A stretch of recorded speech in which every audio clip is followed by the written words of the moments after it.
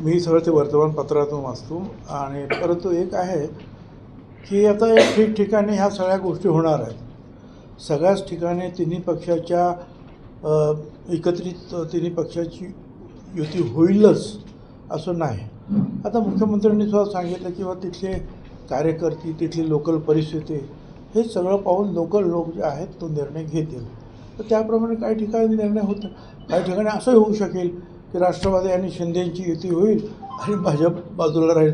काही ठिकाणी असंही होईल की भाजप शिवसेना होईल आणि आम्ही बाजूला राहू. ह्या सगळ्या गोष्टी होणार आहेत. आता मी पण ते ऐकलं ते काय महाजन आणि ते काय भुसे ट्रम्पकडे जाणार. आता एवढं लांब तर काय मी जाऊ शकत नाही ना. तर मी फार तर काय की अजितदादा, मुख्यमंत्री फडणवीस साहेब किंवा शिंदेजी आणि फार लांब तर मोदी साहेब इथपर्यंतच जाऊ शकतो मी. ट्रम्पकडे कुठे जाणार मी एवढ्या लांब. आता ती मंडळी जाऊ शकतात.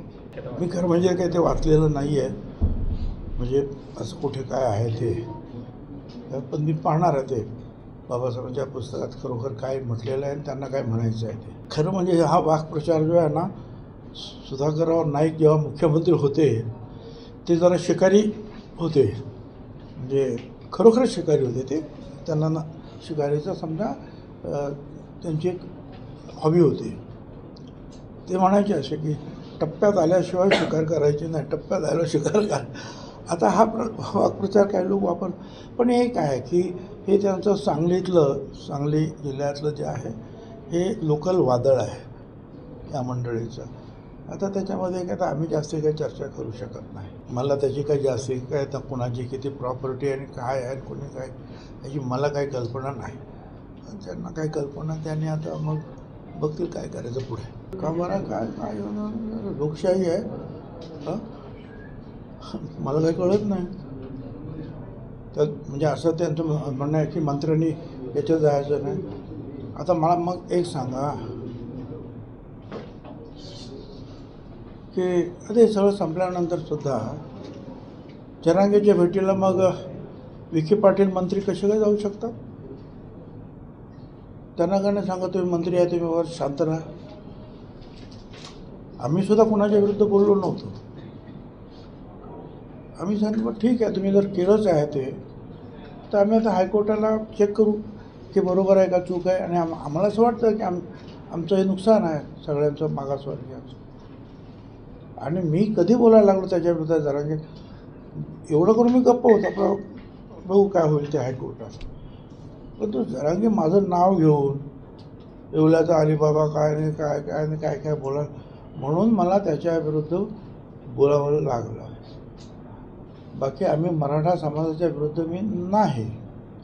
मराठा समाजाला वेगळं आरक्षण द्यावं त्याप्रमाणे ते दिलेलं आहे. आता छटपूजा येते मुंबईमध्ये. या छटपूजेचं व्रत म्हणजे हे असतं पूजा आणि त्याचा अनेक ताण आता महापालिकेवर येणार आहेत. मुंबई मुख्यालयाचे उपनगरचे पालकमंत्री मंगलप्रभात लोढा, भाजपचे मुंबई अध्यक्ष अमित साटम यांनी आढावा बैठक घेऊन त्याच्यासाठी असं आहे ना की हा छटपूजा जो आहे हा कार्यक्रम हा या वर्षाचा नाही आहे.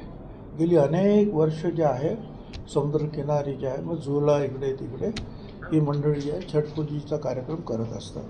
ही UPचे जे काही आपले लोक आलेले आहेत मुंबई शहरामध्ये किंवा इतर ठिकाणी सुद्धा असते तर त्यांचा तो कार्यक्रम तो धार्मिक कार्यक्रम आहे असं मला वाटतं ते करतात. इशारा दिला आणि स्वतंत्र कबूतर पार्टी काढायचं त्यांनी एक शांतिदूत म्हणून अशी पार्टी काढणार आहे. याच्यामुळे नेमकं पुढे काय होणार आणि कसं होणार आहे कसं बघता तुम्ही? आता मी काय सांगू आपल्याकडे चर्चा हीच आहे. हत्तीवर, कुत्र्यांवर, कबुतरांवर लोकांपुढे प्रश्न खूप आहे. आता मला सुद्धा असं वाटतं की कधीतरी एक चिमणी पार्क काढावा. एखादे आणखी वेगवेगळे पक्ष आहेत ना छान छान पोपट पार्क काढावा. असे दोन म्हणजे पार्क जर काढले वेगवेगळ्या पक्षाचे तर लोकांचं पण मनोरंजन होईल त्याचं ना. त्याला त्या दहावीच्या दिवशीच आठवतो त्याचा एखादा पार्क काढला तर काय बिघडणार आहे? निवडणुकीत उतरणार? अरे लोकशाहीमध्ये कोणी उतरू शकता, तुम्ही उतरू शकता काय त्याचं. मला स्वतःला पर्सनली मला आणि माझ्या कुटुंबियांना त्याचा खूप आनंद आहे. कुंदावाहिनी म्हणजे राज ठाकरेंच्या मातोश्री आणि माझी मिसेस आणि अर्थात बाळासाहेबांच्या पत्नीचा मासाहेब या सगळे मैत्रिणी होत्या आणि देवधर्मासाठी दरवर्षी त्या जायच्या 2 वेळा. आणि आज या ठाकरे कुटुंबियामध्ये सर्वात श्रेष्ठ व्यक्ती ह्या कुंदावाहिनी आहेत, सगळ्यात ज्येष्ठ व्यक्ती.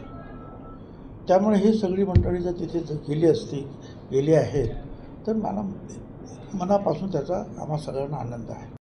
नाही, एक तर मग त्या विधानाशी आम्ही सहमत नाही, ते फार चुकीचं विधान आहे.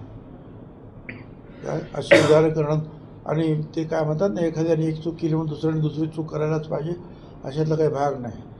त्यामुळे आपण ज्यावेळेला फुले शाहू आंबेडकरांच्या मार्गाने जातो आहे आपला पक्ष असं म्हणतो, त्यावेळेला हे आपल्याला शोभत नाही. परंतु त्या बाबतीमध्ये अध्यक्ष जे आहेत अजितदादा पवार हे स्वतः लक्ष घालत आहेत. कोणी आरोप केला? राजन विचारे, माजी खासदार. राजन विचारे, ठाण्याचे खासदार, माजी खासदार. मला काय माहिती नाही आणि कोणाला त्यांनी काय केलं असेल तर त्यांनी काय न्यायसंस्था आहे त्यांच्याकडे जाऊ शकतात ना. ते असा अनेक ठिकाणी झालं, वेगवेगळ्या ठिकाणी. आता आमच्या येवल्यात नाही झालं का, आमच्याच पक्षात असलेल्या परंतु जरांगेच्या सांगण्यावरून काही लोकांनी आमच्या विरुद्ध प्रचार पण केला आणि आमच्या विरुद्ध मतदान पण केलं. तर असा त्या वेगवेगळ्या ठिकाणी लोकल परिस्थितीनुसार निश्चितपणे काही घटना घडलेल्या आहेत. असा अनेक ठिकाणी झालं, वेगवेगळ्या ठिकाणी. आता आमच्या येवल्यात नाही झालं का, आमच्याच पक्षात असलेल्या परंतु जरांगेच्या सांगण्यावरून काही लोकांनी आमच्या विरुद्ध प्रचार पण केला आणि आमच्या विरुद्ध मतदान पण केलं. तर असा त्या वेगवेगळ्या ठिकाणी लोकल परिस्थितीनुसार निश्चितपणे काही घटना घडलेल्या आहेत. मला काही माहिती नाही का, कारण दादासुद्धा पवारसाहेबांच्याच तालमीत तयार झालेले आहेत. बाळासाहेब पाटलांना इशारा दिला आहे. तर ठीक आहे, विरोधी पक्षामध्ये काही नेते जे आहेत हे थोडंसं जे आहे बोलण्यामध्ये कडक भूमिका घेत असतात आणि ज्या ज्या वेळेला निवडणुका अधिक जवळ येतात त्यावेळेला सर्वच पक्ष जे आहेत, विरोधी पक्ष आपल्या पद्धतीनं आणि सरकारी पक्ष आपल्या पद्धतीनं अशा पद्धतीची विधानं काही चांगली असतात, काही वाईट असतात, काही लोकांच्या फायद्याचे असतात, काही लोकांना चिथावणी देणारे असतात. या सगळ्या गोष्टी चालतात, कारण निवडणूक जवळ आलेली आहे. पण आनंदाच्या शेतात जरी यावर्षी जरी अडचणीचं असतं, कारण तुम्हाला कल्पना आहे आता म्हणजे लाडकी बहीण 45,000 कोटी आपले ठेवले बाजूला ते वेगळे, परंतु यावेळेला आपल्या शेतकऱ्यांवर जी आसमानी सुलतानी कोसळली त्याच्यामुळे 32,000 कोटी रुपये आपल्याला वाटावे लागतात. आता हे सुद्धा पैसे जे आहेत लाडकी बहीण असेल किंवा शेतकऱ्यांना जी मदत करतो आहे त्या माध्यमातून ह्या गोरगरिबांच्याच घरामध्ये आता हे बघा ना, 45 आणि 30-32 म्हणजे किती झाले आता हे 70-73,000 कोटी झाले. पण एवढं सांगतो की पुढच्या वेळेला आपण त्यात नक्की विचार करू, आनंदाचा शिधा वगैरे जे काय असेल हे आरोप करतात. परंतु माझ्याकडे जेव्हा प्रकरण आलं आणि मी तर ते बजेटमध्ये झालेल्या ह्या ज्या काही होत्या गोष्टी त्यांच्या निदर्शनात आणून दिल्यानंतर त्या आता ह्या डिसेंबरपर्यंत ज्या आहे पुरवणी मागण्यापर्यंत त्याच्यातली जी काही त्रुटी आहेत त्या कमी करता येतात. कर्नाटकात RSSवरून राजकारण तापलं आहे. सरकारी शाळा आणि सार्वजनिक ठिकाणी RSSच्या कारवाईवर बंदी घालावी. तर हे मला नाशिक आणि महाराष्ट्र त्याचाच विचार करता करता अडचणीचं झालं. नाना पार्टींचं विभाजन करण्याचं काम अजित पवार यांनी केलेलं आहे. आज विविध पार्ट्यांचं विभाजन करण्याचं काम अजित पवार यांनी केलेलं आहे. आज योगायोगाने वित्तमंत्री आहेत. राज्याच्या विकासाचे 3 तेरा झाले. विकास अजित पवारांचा विकास झाला असेल. महाराष्ट्रामध्ये जो ओला दुष्काळ आहे, शेतकरी बर्बाद झाले. कोण म्हणाल? कोणाचं तयार असेल जाऊ दे.